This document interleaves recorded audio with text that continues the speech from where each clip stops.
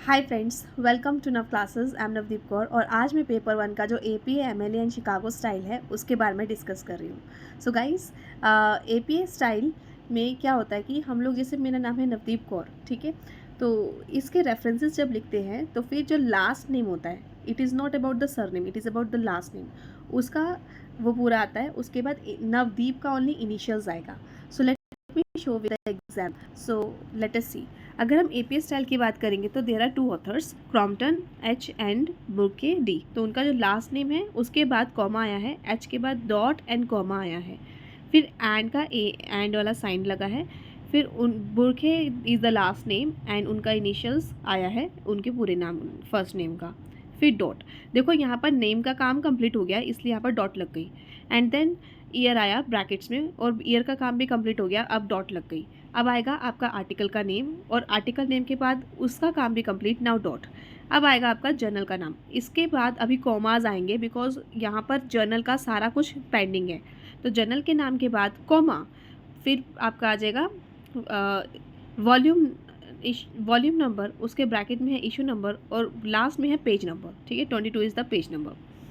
Now MLA style में क्या होता है कि वो जो ईयर है वो जो पहले आ रहा था आपके नाम के बाद वो जस्ट लास्ट में आता है, बाकी सारा सेम है। और पेज नंबर को लिखने का तरीका ईयर के बाद कॉलन डाल के है। शिकागो स्टाइल में ये जो लास्ट में आ रहा है वो आप साथ में जो नंबर है ना, इशू नंबर को NO डॉट भी लगा रहे हो, ठीक है।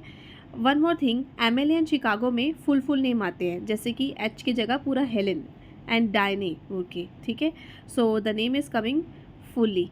एक्चुअली यहाँ पर डायने बुर्के इस तरीके से लिख दिया, जबकि ये आपका बुर्के डायने आना चाहिए था क्योंकि last name and first name ही आना चाहिए था। मे बी वहाँ पर उधर इशू है, बट बाकी सारा कुछ आपको समझ में आ गया आई थिंक।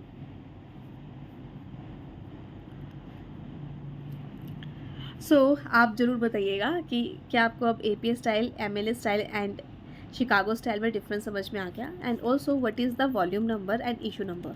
वॉल्यूम नंबर इस प्रकार का जो एडिशन है उसको कितने ईयर्स हो चुके हैं, कितना साल हो चुके हैं। फॉर एग्जांपल, सेम एरिया से रिलेटेड जर्नल ने रिसर्च पेपर्स पब्लिश स्टार्ट किए हैं और इस पर्टिकुलर के कितने वॉल्यूम्स आ चुके हैं, ठीक है। फॉर एग्जांपल, एक बुक होती है उसका एडिशन 1 एडिशन 2 होता है, ऐसे।